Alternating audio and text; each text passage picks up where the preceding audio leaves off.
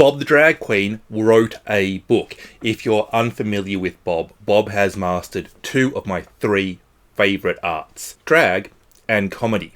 But does that qualify him to write a work of fiction and make it a perfect 3 from 3? Harriet Tubman Live in Concert is not just a metaphorical title, it is a literal one.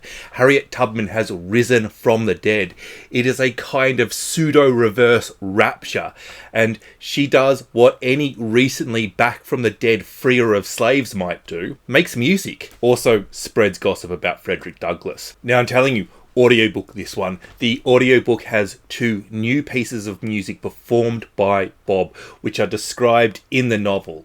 Also, Bob reads the audiobook himself, and that just adds another great dimension to it. If you hate audiobooks, you can probably still access the music online through various platforms, but it does feel like the music is part of the book. It does feel like a package. Told from the point of view of Darnell Williams, a hip-hop producer who Harriet has asked to work with her and her band, Harriet and the Freemans. Darnell was a very successful producer until he was outed. The plot from here is actually pretty simple. Darnell tries to learn about the band he is working with and strikes up a series of conversations in which stories and various anecdotes are told. One thing that I think is really cool is there is a cultural difference between Darnell and the Freemans. It's kind of like talking to somebody from a different culture, but actually these people are from different times and culture changes over time. But at the same time, Harriet's culture and life has impacted Darnell. So there are similarities and influences, but they're still learning each other a little bit. And I think this is probably best demonstrated when Darnell says,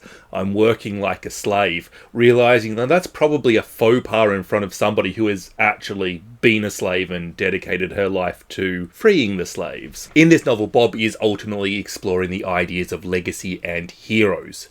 Not just well-known, celebrated and extraordinary people like Tubman, but the legacy of all of those who came before, for how the aim of black folks is to leave the next generation better than their own, and by how history still impacts upon the present. By centering a gay character, Bob is also exploring queerness in black-dominated spaces, and in this case, the hip-hop circle. I love that these two themes, which are essentially identity or shit reasons people get discriminated against, sit side by side. As a fairly privileged person myself, I understand a lot of discriminations as horrible flavours of the same brand.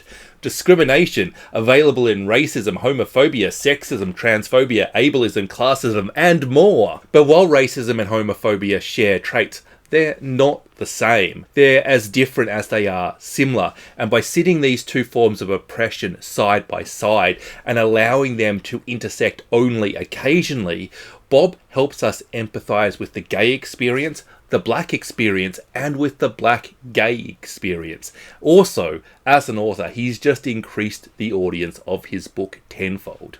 But look, let's be honest, this doesn't sound like a particularly good vehicle for the comedy skills of Bob the Drag Queen. I actually wonder if Bob is so naturally funny that rather he's incapable of turning it off at any point. I would never call this book a comedy. It's a speculative fiction novel, but it is frequently funny. The way Bob describes things, the raising of one of Tubman's eyebrows as she licks her teeth, describing somebody large as he looked like Michael Jordan when and ate Michael Jordan. This whimsy, this comedy and playfulness, it is so welcome to the impatient, hungry pleasure reader that I am. Bob entertains us with his silliness while he builds upon the meat of the novel. Prose is such an important aspect in novel building. It's underappreciated if it's not beautiful, but the prose needs to work with the novel, and Bob's prose, while not being beautiful, is fantastic. Because it's funny, it's playful, it creates our mood and an atmosphere. Ultimately, Darnell, Tubman and the Freemans are having an intimate and in-depth conversation.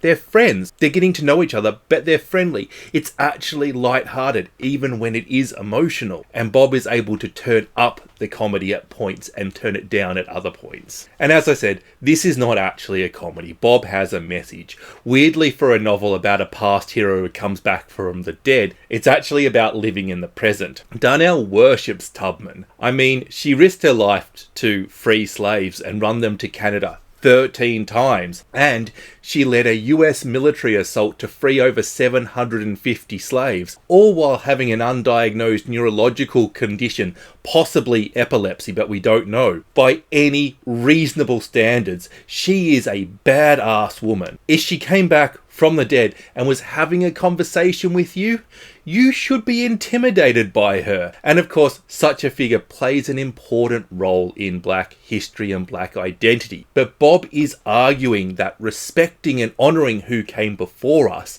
learning from them, needs to be balanced with our own achievements.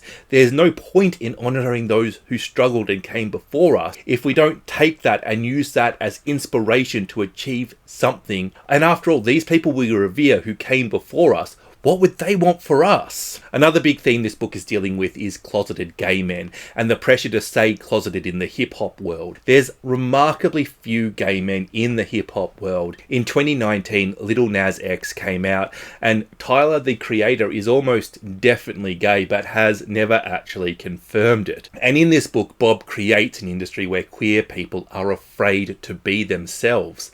Going back to Tyler, the creator, he has cited his desire for privacy and has called himself sexually fluid or queer in the past. Tyler has written about kissing white boys in his lyrics, posted on Twitter that he came out of the closet and nobody cared, and continually avoids being labelled.